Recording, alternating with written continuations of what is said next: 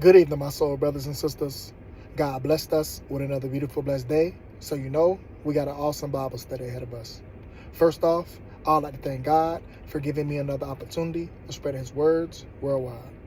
Secondly, I'd like to thank all my subscribers and all my followers for walking with me on the path of righteousness. Let's get to it. From faith to faith. Title of the day is Run Him Out of Town.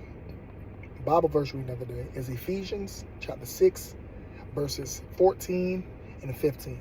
And it reads, Stand therefore, having shod your foot in preparation to face the enemy with the fiery darts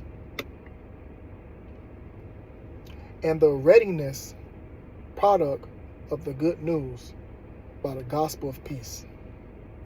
Preparation. When it comes to fighting spiritual battles, that's a word you'll do well to remember. Most believers don't pay much attention to it. They don't prepare themselves in advance. They fiddle around until the devil makes his moves. Then they jump up and try to fight him with the word. And they usually lose. I used to do the same thing until the Lord taught me differently. I used to wait until my meetings began to pray for success. As Satan would come against them from one direction, I'd be fighting him there. Then he'd move around and attack them in another area, and then I'll be fighting him there. One day the Lord showed me that by waiting until the last minute to take my stance, I was giving Satan time to build up his forces against me. The consequence, I was losing many of my battles. Then the Lord said something to me I'll never forget. He said, if they had kicked Al Capone out of Chicago when he was just a small-time operator, he wouldn't have been so hard to handle. But they waited until he became a first-class criminal boss.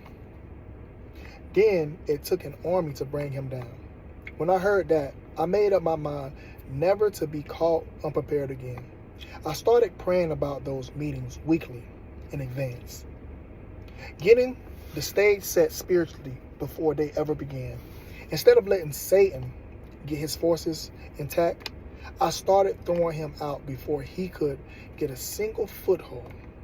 When I did, I saw more victories than I ever did before. Don't let the devil catch you off guard. Be prepared. Start praying and speaking the word of faith now over your family, your business, your church. Get your feet shod with the preparation of the gospel of peace. Then if Satan caused trouble, you'll be well equipped to run him out of town. If you stay ready, you don't have to get ready. I don't have to say much more, but I will elaborate. Listen, we already got what we need. But what most believers get wrong, or what they fail at, is when we go into something, we don't go into it with confidence. Or, like this passage says, we attack things when it comes. But really, we're supposed to meet Satan halfway. I did a reel on Instagram the other day, and I was just training my son on the football field, and God spoke to me. He said, go to the 50-yard line and elaborate in a spiritual sense about the 50-yard line. And this is exactly what I said. I said, listen, just how the opposing teams, they line up in a 50-yard line to meet, flip the coin, and they see which ones get the ball. I say, listen, meet Satan at the 50-yard line. A lot of us wait to Satan get to the goal line, and we try to stop him. But he go for it on fourth down. I say, flip it. Meet Satan there. Because Jesus already at quarterback and we the receivers. So if we keep fumbling the ball and not catching the ball, we're going to lose. But if we meet Satan right there and put pressure on Satan at the 50-yard line, and a lot of my football players, a lot of my football fans, y'all know what I'm talking about. But I'm breaking it down in the spiritual sense. Meet him there. Beat him there. Put pressure on Satan. He can't handle us. We got Jesus.